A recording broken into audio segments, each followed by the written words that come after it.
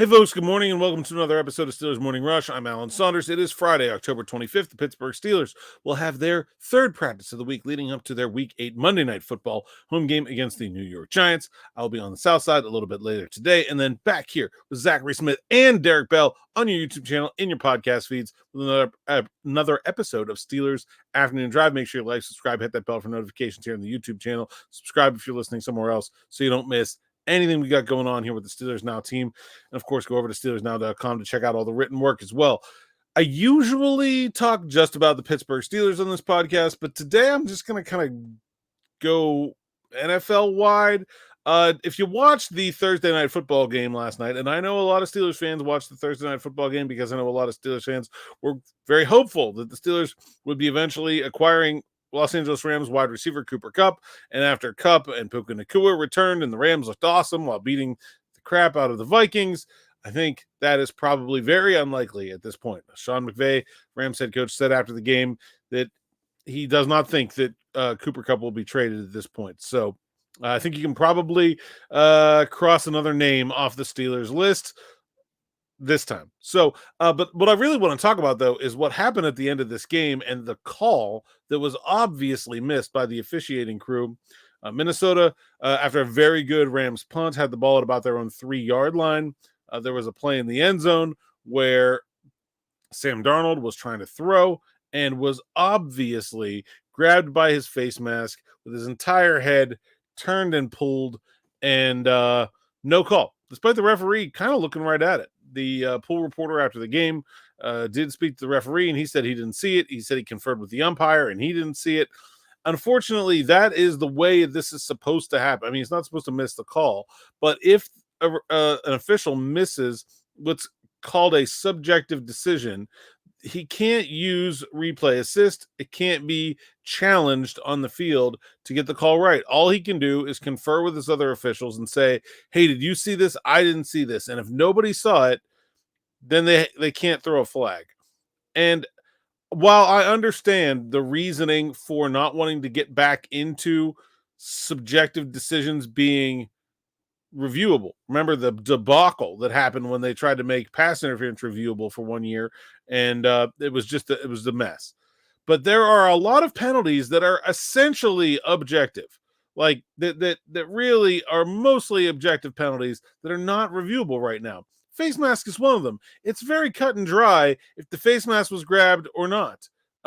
It's a penalty no matter how lightly or how strongly you grab the face mask. There's only one penalty now. There used to be two where the referee had to make a decision.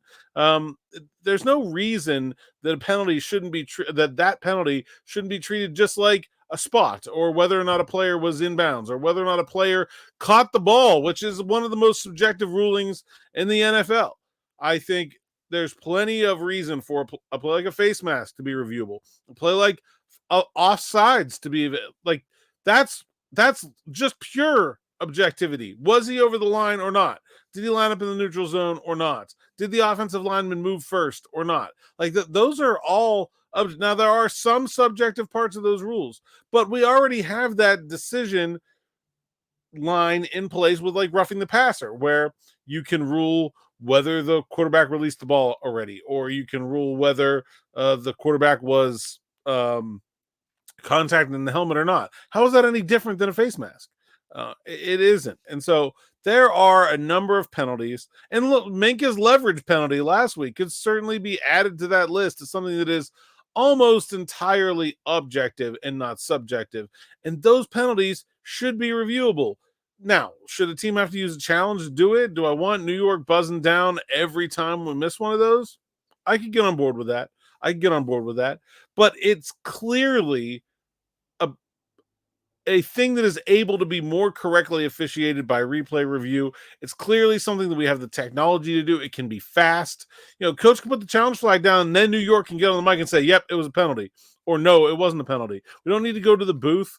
It can happen instantaneously. If we don't want New York buzzing in 100 times a game, then let the coach decide which ones to him are important enough to go after. I'm fine with that too. There has to be a way. I mean, this was a critical play in the game. This made it a 10-point game, and they punted the ball away after the free kick on the safety, and the Rams nailed the clock out. So It was an 8-point game, though. Before it became a 10-point game, that was a one-score game. Like the Vikings could have maybe not easily, but certainly had a chance to drive down the field and tie that game.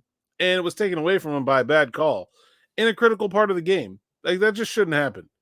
And I understand what happened with the pass interference and the officials essentially just refusing to overturn calls because they did not want their subjective calls and their ability to manage a game micromanaged from above. And you know what? I understand that. I think things that are entirely subjective, like pass interference and holding, should be run by the officials on the ground. Like, you know, you can't call holding every play. I love dispelling that myth, but you could probably call holding a lot more than they do if they really wanted to. And I think it's up to every official and their ability to kind of manage things in the game. You see it once and it's pretty minor. You might say, hey, 74, watch for this. Don't do that again. Or maybe he missed a bad one a couple plays ago, and now he's going to say, hey, I'm really watching you. Next time I'm getting you. And then he does it, and it might be a ticky-tack one, but that's still deserved. That way of managing a game, I think,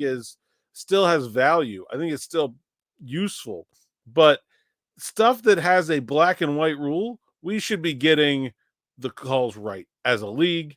It's better for the teams. We have this incredible, groundswell of gambling that has brought new interest to the league, that has brought new interest to every play of the league. And I think it's irresponsible to sort of welcome that attention from gamblers and gambling culture, and at the same time say, we actually don't really care about getting every call right. We don't care how much money you have in the game. You have to pick one lane or the other. I think it's clear which one the NFL is taking, but they've got to find a way to be better in this regard.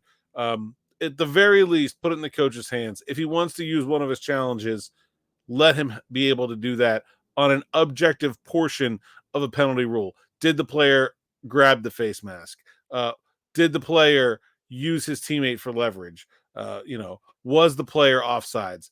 Those are too easy of calls to be missing, and they're too easy of calls to not have some sort of venue available to change them if they are missed. The last thing I want to talk about is every time I see one of these calls, it's like the NFL does nothing about this. Like, I don't know what people want the NFL to do when it comes to holding officials responsible for missed calls. Officiating anything is difficult. Officiating football is hard. These are the best officials there are. If you fire somebody for missing a call, you will be replacing him with a worse official. That's not going to make the product better. They already hold them responsible in that the better officials get more games and therefore more money. They also get better games, more prestigious games closer to their home. They get playoff games and they get Super Bowl appearances. That's what happens to the best officials. The worst officials get the bad assignments, the games nobody wants, the games that are far from their home, and they get fewer of them. Other than that process that already exists, how do you want the league to hold officials accountable? It just doesn't make any sense. I do think they should be full-time employees, and I do think that would make them all better officials. But in terms of like punishing an official for missing a call, they already are punished literally in their paycheck. I don't know what else people like. I hear this all the time. Oh, the NFL will never hold them accountable. What do you want them to do? I've never understood that line of thinking. So if y'all have some ideas, I mean, let's have them. But I don't see any way to hold officials accountable other than what they already do. And I would like to see a sky judge as part of every crew. And that way they're not calling New York. They're calling the guy in the box in the stadium with them who is part of their crew and they work with all the time. I think that would be even better. That's all I got for today. Thanks for listening. Thanks for watching. And until next time, enjoy.